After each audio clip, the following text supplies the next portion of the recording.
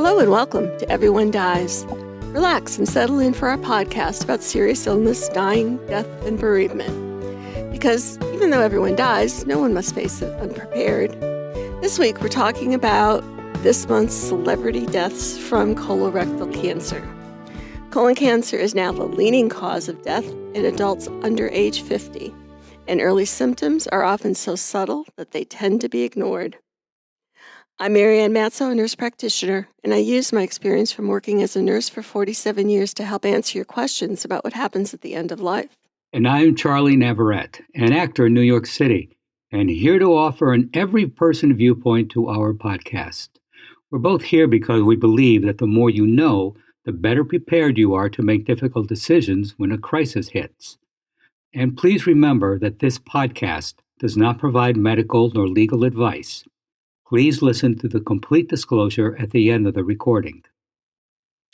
In the first half, Charlie discusses a film about André Ricciardi, who, when he found out he had cancer, asks a friend to film his final years of life.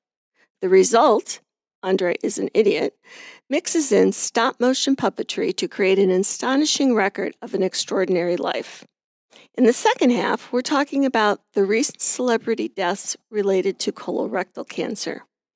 And in the third half, Charlie has an excerpt from an interview with artist Tracey, Emin, who candidly talks about how her cancer diagnosis has impacted her life. Hi, Charles. Who? Oh, yes, me. Yes, fine. Hi. How are you? Good. Wait a minute. You guys are getting big, ugly storms, aren't you, right now?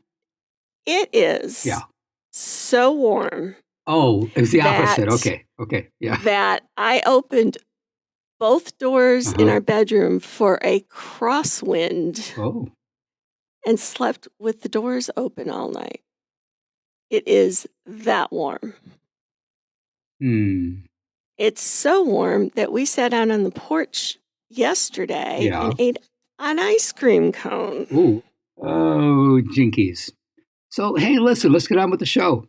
For our first half, our funeral lunch recipe is a recipe from our Ute. Yummy Rollups. Mom would send us to the Cresky Deli for ham sliced thin. That, with a pickle and cream cheese rolled up, was a great appetizer and will be sure to please the crowd gathered at your next funeral lunch. Bon appetit. André Ricciardi worked as an advertising executive, calling himself an idiot for not having gotten his colonoscopy sooner. After his diagnosis, he decided to make a documentary. André is an idiot. André says he shifts his obsession with his diagnosis away from the consuming anxiety of a terminal sentence and instead focuses on making one more creative project, this time using himself, as the message to help spread awareness for those who think, it won't happen to me. Death is surprisingly boring, says André in one scene. He isn't an idiot, but he is dying from stage 4 colon cancer when he says that death is boring. He isn't wrong. He points out how much of his time is spent waiting, sleeping, and caught in a routine of taking medications or going through treatments. This man who caused the term terror marketing to be coined in advertising is anything but boring. Or an idiot. He is raw and truthful, and he committed to capturing his body's battle on camera to subvert modern taboos around the subjects of dying and terminal illness. André left a remarkable personal legacy that includes his 88-minute gift to the public, reminding us all, get your effing colonoscopy. The film had won the Audience Award at last year's Sundance Festival. Nobody expected the film to even get a showing there. The reactions to the film have been profound. People came up to me and said they wished they'd seen it when they'd been diagnosed because they would have felt less afraid, less angry, less isolated. Then there are all those who got colonoscopies because of the film. I've had at least 3 dozen people say the film saved their life because they got checked and caught something early.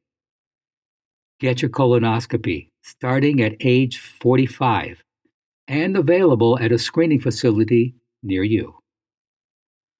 Please go to our webpage for this week's recipe, Yummy Rollups, and additional resources for this program. This is the part where we ask for your financial support. Your tax-deductible gift will go directly to supporting our nonprofit journalism so that we can remain accessible to everyone. You can donate at www.everyonedies.org. That's every, the number one, dies.org. Or at our site on Patreon under Everyone Dies. Marianne? Thanks, Charlie. February has had 2 celebrity deaths related to colorectal cancer. Emmy Award-winning actress Catherine O'Hara was diagnosed with rectal cancer before her sudden death at age 71 following a blood clot to her lung. This is called a pulmonary embolism, thought to be caused by her cancer. Actor James Van Der Beek, best known for his 1990 TV series Dawson's Creek, died at 48 after living for 2 years with stage 3 colon cancer. Colorectal cancer, which is cancer of the colon and rectum, is now the leading cause of cancer deaths in people younger than age 50. So I guess, Charlie, you and I don't have to worry about it. But, spoiler alert, that would be wrong. The rate of colorectal cancer has increased 1 to 2% per year. That's 1 to 2% per year for the last 30 years. The biggest increase is being seen in people ages 20 to 29. This trend prompted changes in colorectal cancer screening, recommending that adults begin screening at the age of 45, rather than age 50, as has been previously recommended. The National Cancer Institute notes that 5-year survival rate for colorectal cancer is 91% if the disease is diagnosed early at a localized stage, meaning that 9% will die from localized disease, meaning if it stays just in the colon. The survival rates dropped to 16% for colorectal cancer detected in later distant stages, meaning 84% will die from the disease. The thing with colorectal cancer is that it does not announce its presence. The symptoms are very subtle in the beginning. Van Der Beek said he went in for a colonoscopy, which is how colorectal cancer is looked for, when he was 46 because he noticed minor changes in his bowel movements. Quote, "There wasn't any red flag or something glaring. I was healthy. I was doing the cold plunge. I was in amazing cardiovascular shape, and I had stage 3 cancer, and I had no idea." End quote. Van Der Beek said he hoped the publicity around his disease would educate younger adults about the need to be screened for colon cancer. He said, quote, "I really want to impress upon people that you don't need symptoms to get screened. If you are 45 or older or have a family history, talk to your doctor about screening options." End quote. So I put a link in the show notes about a woman who at age 32 noticed rectal bleeding, thought it was a hemorrhoid, and never told her doctor. 6 years later, she felt down, lost her appetite, and noticed that her bowel habits had changed. She had a colonoscopy done and was diagnosed with stage 4 colon cancer. Early colorectal cancer often has no symptoms, which is one of the reasons screening colonoscopies are so important. As a tumor grows, it may bleed or block the intestine. The most common symptoms of colorectal cancer are bleeding from the rectum, blood in the stools or in the toilet after having a bowel movement, dark or black stools. This is from blood that's further up the colon, so we can tell if it's toward the end because it would be bright red, or further up, it's darker black. Either way, you need to go see your doctor if you see any kind of blood in your stool. Another symptom is a change in bowel habits or the shape of the stool, meaning it becomes more narrow than usual. Cramping, pain, or discomfort in the lower abdomen, an urge to have a bowel movement when the bowel is empty, constipation or diarrhea that lasts more than a few days, decreased appetite, and unintentional weight loss. This means that you're not on a diet, you're not on Ozempic, you think you're eating normal, but your weight is dropping. Sometimes the blood loss from cancer leads to anemia. Anemia is a low number of red blood cells, causing symptoms such as weakness, excessive fatigue, and sometimes shortness of breath. Now, what about Catherine O'Hara's death? She had been diagnosed with rectal cancer about 9 months before her death and died from a blood clot to her lung. The link between blood clots and cancer has been documented for over 100 years and is associated with considerable ill health in people with cancer and decreased survival. Analysis of two merged databases in California included over 68,000 people with colorectal cancer showed that blood clots were a significant predictor of death within 1 year of colon cancer diagnosis. So why are we seeing this increase in colorectal cancer? Healthcare practitioners suspect it's a combination of genetics and lifestyle factors, such as being inactive, overweight, or a diet high in processed foods. In the United States, 55% of all colorectal cancers are attributable to lifestyle factors, including an unhealthy diet, insufficient physical activity, high alcohol consumption, and smoking. These behaviors are traditionally associated with high-income countries where colorectal cancer rates are highest. Numerous studies have documented that people with healthy lifestyle behaviors have 27% to 52% lower risk of colorectal cancer compared to those without these behaviors.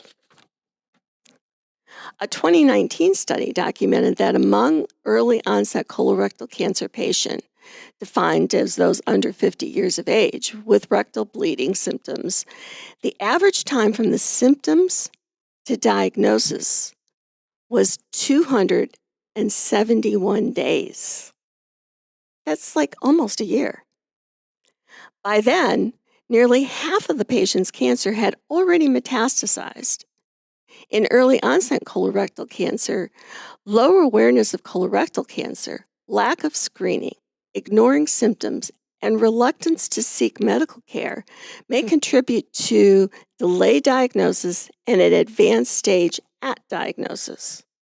Also, healthcare practitioners are not looking for colon cancer in people in their 20s and 30s. The increase in colon cancer in younger people needs to be known by younger people themselves and those that love them to help them get an earlier diagnosis.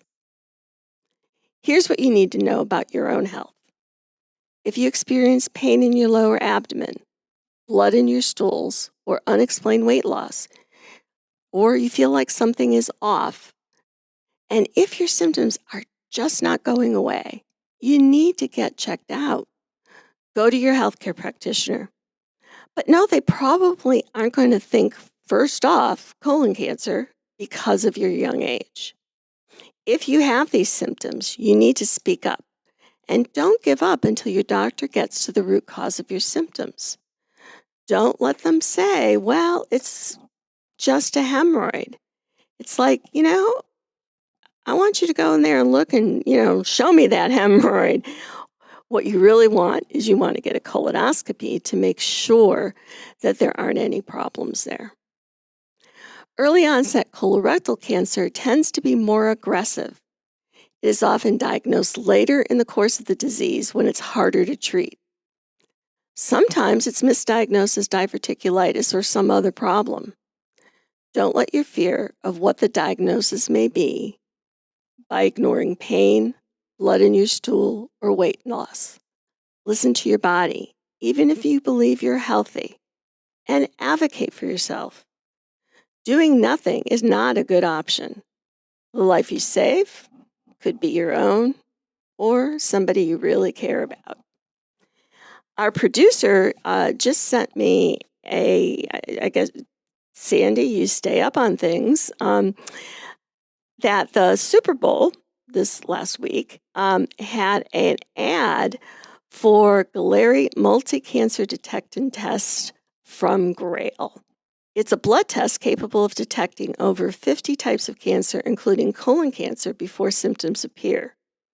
The ad, which highlighted a no cancer signal detected result, has really sparked some controversy among experts. One of the things about this test, first off, the test is $700, and it's looking for DNA fragments from cancer cells. But you just get a no cancer signal detected. But this test has been shown to produce false negatives, meaning it's giving you that message, but it's not really true, which could lead to really a false sense of security, causing people to skip standard proven screenings like colonoscopies. So if you have an extra $700 laying around, you can donate it to Everyone Dies, and then go to your doctor and use your insurance and get a colonoscopy. And then that way you would have a lower or no chance of finding a false negative and thinking that you're all set because you did this little finger-free blood test. Finger-free? It's, there's other tests that look for prostate cancer, and that's why it says they're encouraging finger-free blood tests, meaning nobody's putting their finger inside of you. But you know what? Better to have a finger inside you. Quit laughing at me, Charles. But better to have a finger inside you and know that, it's been looked at properly. Quit smiling at me. So, Charlie, you have any questions before I dig a deeper hole for myself here? No, you're doing fine on your own. Thank you. Okay. Yeah. First, okay. So, I mean, it's spreading, to younger and younger people. But just basically, as you said, because of the food people are eating, and I mean, it's just that. Well, it's never, I don't know, it's never, but it's usually never just one thing. Well, yeah. You've got to think about these people who are under age 50, grew up on much more fast food than we certainly ever had because it didn't really exist. They hadn't really invented it. There were two kinds of chips. I mean, there just wasn't the variety of quote unquote junk to eat. Right, Plus, my parents were processed foods. Right. Well, my parents were depression babies. They weren't going to spend money on things that came in a box. Yep.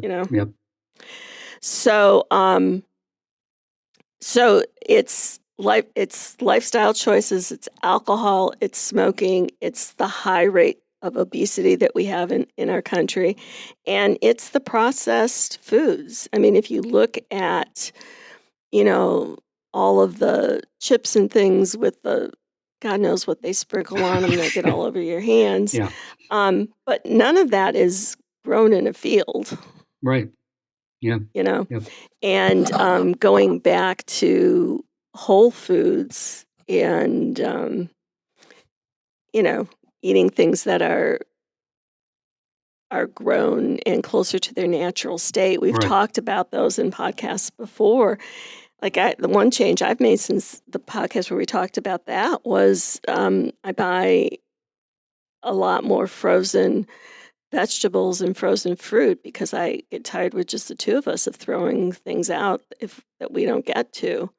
But the fruits and vegetables are fast frozen right after they're picked. So, and as long as you're not getting any additional sugar added or salt or other kinds of things added to it, they're a perfectly healthy alternative for making the vegetables. Like I'll buy the frozen broccoli and make broccoli soup, and so there's always vegetables to throw into soups or stews or things like that, what you're making.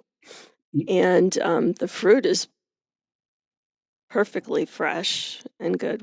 I make homemade yogurt now and put the frozen fruit right into the yogurt. Oh, that's it. I do the same thing too with the yogurt. You make homemade I make yogurt, a really? homemade yogurt at Trader Joe's. Yeah, and thank you very much.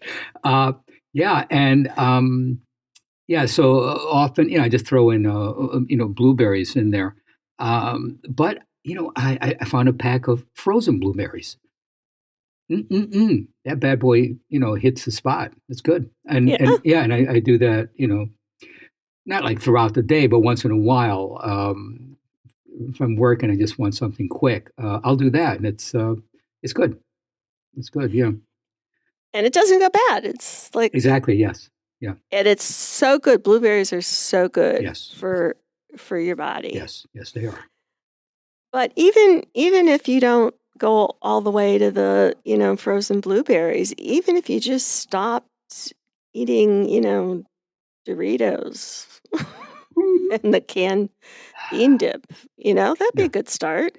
Yeah. Or Doritos with melted, very sharp cheese and a little guacamole on the side. Yeah, you folks shouldn't be doing that on a regular basis. Yeah, So, but you can get the plain, you know, not that they're not the Doritos. Well, Dorito makes a plain oh brand, yeah, but there's a plain brand. Yeah. but you can get, you know, a simpler version of that. There's nothing wrong with guacamole and cheese. I would miss the orange dust on my fingers, made of God knows what. Okay. Well, that's the thing. Yeah, It's made of that is the thing. Yes.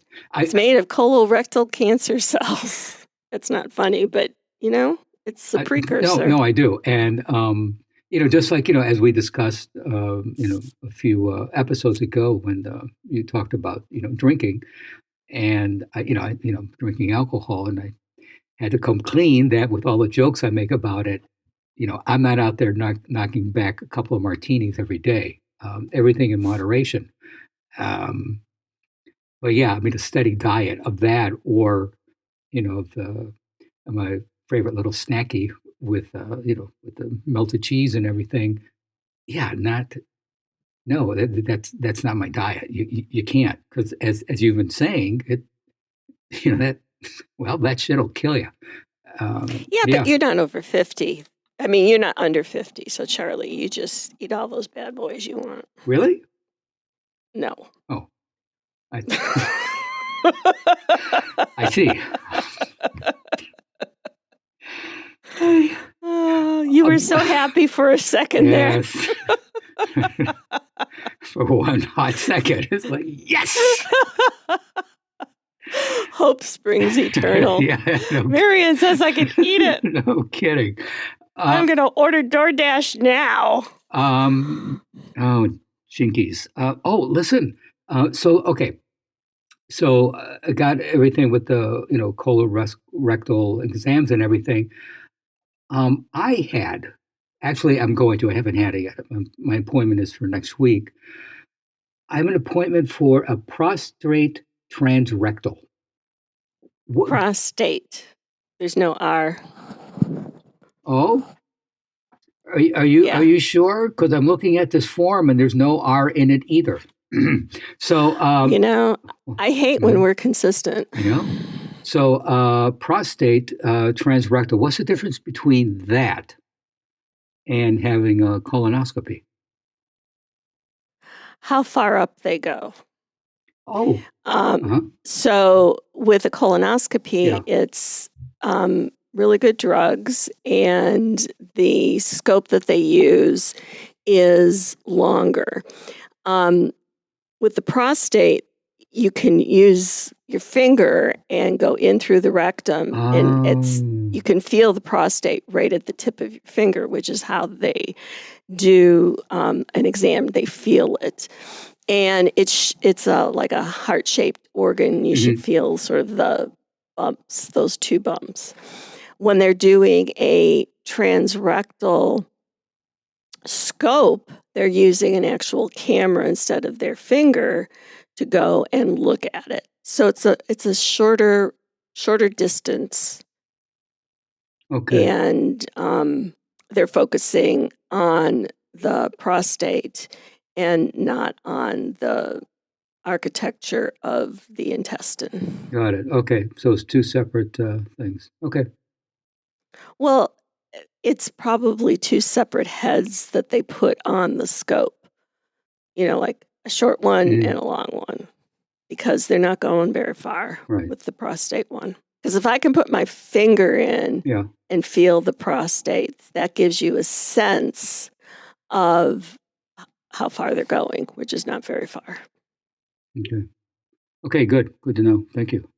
Our listeners are going to want a follow-up because now they know you're having it and they're going to be sending you prayers and thoughts. And you got to follow up on this. Tell us what happened. Sure. Well, then why bother with the prostate transrectal? Why don't I just skip that and go for the big enchilada and just get the colonoscopy? Or are both recommended? Well, I don't even want to ask this question. When was your last colonoscopy?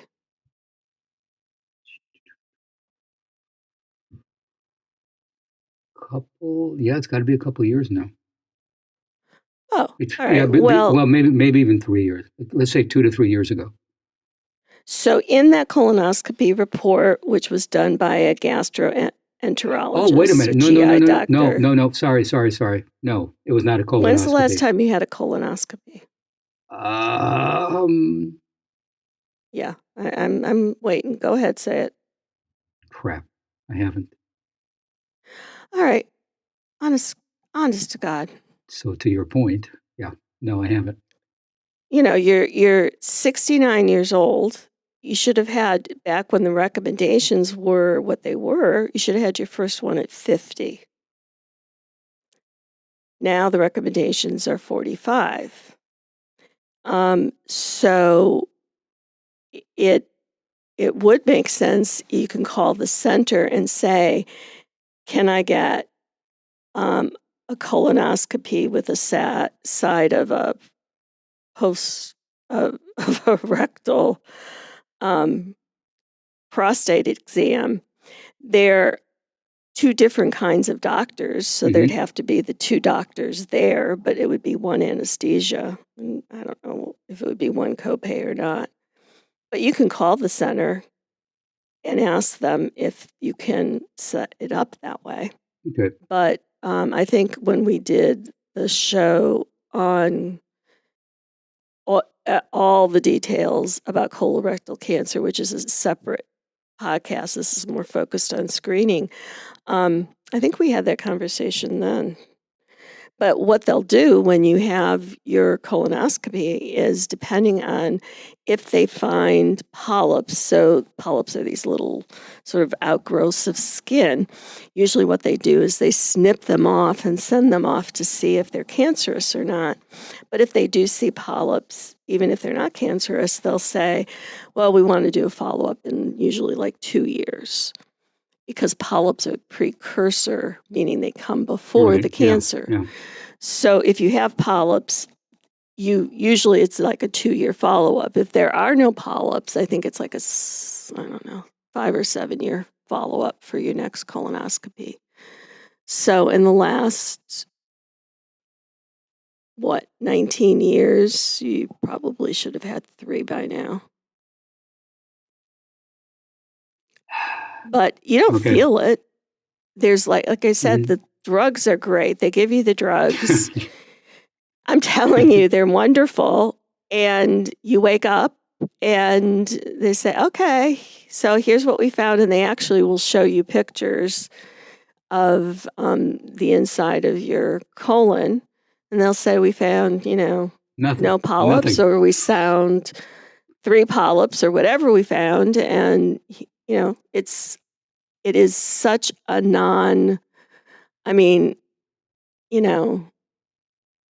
going for a pap smear and a breast mammogram is far more uncomfortable than a colonoscopy. But you wouldn't know about those either. No, I wouldn't. Okay, thank you. And folks, don't do what I've done. Ah, dear. Well, and now Mhm. now you have to report back because now everybody's worried about you. Thank you. No, really, in all seriousness, don't do what I did. I always felt fine. I've been very healthy. That doesn't mean anything. Well, yes, it does. But yeah, please. No, it when it comes to colon cancer, no, Yeah, it doesn't. yes, exactly. That's why I read you that quote from Beek. I mean, he was stunned when he got his stage 3 colon cancer diagnosis because he felt great. Yeah. Okay. For our third half, Tracey Emin is recognizably the same as she's ever been. The artist who scandalized and entranced Britain in the 1990s with her tent embroidered with the names of everyone she'd ever slept with her unmade bed and its rumpled sheets and detritus. This is the Emin who worked hard, survived a great deal, and, somewhat unpredictably, ended up a national treasure. She pours out cups of green tea. Once it would have been vodka and a fag, but there's been no alcohol for nearly 6 years now, and she quit her 50-a-day habit a long time back. In the past few years, death almost claimed her, and she clawed herself back to life again. In 2020, she was diagnosed with a vicious In 2020, she was diagnosed with a vicious squamous cell cancer, requiring dramatic surgery. I had to have my bladder removed. I had a full hysterectomy. I had my lymph nodes removed. I had half my vagina removed. I had my urethra removed. Part of my bowel removed, she says, ticking off the losses. She is contained, quiet-spoken, and there are none of the flashes of anger she was once famous for. 7 hours and more the operation took. She also had a urostomy, surgery to create a stoma, a hole in the abdomen, so urine can pass out into a collection bag. She often has hers beside her in a tote bag. She has bowel problems on top of everything else. You've got the blood, you've got the shit, you've got the pills. It really can get you down because you can't be free. Nothing can be improvised. Nothing can be spontaneous. When I go away, half my suitcase is full of medical supplies. She's not moaning, she keeps telling me. She knows she's lucky. But it's hard work. She got really upset, she says, about what to wear for her investiture as a dame last year. She had her urine bag strapped to her leg, which was okay, but uncomfortable. I didn't want to do my photo ops with the king holding a bag of urine, she says. This is, then, her second life. And Second Life is also the title of her forthcoming show at Tate Modern, her largest to date. Her brush with death changed everything.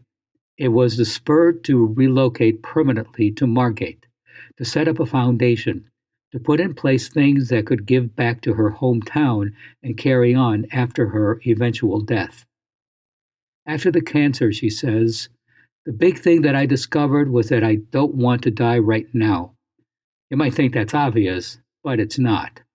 I have spent a lot of my life being sad, being nihilistic, and punishing myself mentally, and drinking and smoking. And then I realized I could have my time back again. And so ends this week's episode. Please stay tuned for the continuing saga of Everyone Dies, and thank you for listening. You can find most episodes from our series on Spotify, Apple Podcasts, or your favorite podcast app. Follow and subscribe to the show. Share it with someone who needs a little hope today. This is Charlie Navarrete, and from Violet Ranny Lang in an unnamed poem, dying is the last place love can go. And I'm Marianne Matzo, and we'll see you next week. Remember, every day is a gift. This podcast does not provide medical advice. All All discussion on this podcast, such as treatments, dosages, outcomes, charts, patient profiles, advice, messages, and any other discussion are for informational purposes only and are not a substitute for professional medical advice or treatment. Always seek the advice of your primary care practitioner or other qualified health providers with any questions that you may have regarding your health. Never disregard professional medical advice or delay in seeking it because of something you have heard from this podcast. If you think you may have a medical emergency, call your doctor or 911 immediately. Everyone Dies does not recommend or endorse any specific tests, practitioners, products, procedures, opinions, or other information that may be mentioned in this podcast. Reliance on any information provided in this podcast by persons appearing on this podcast at the invitation of Everyone Dies or by other members is solely at your own risk.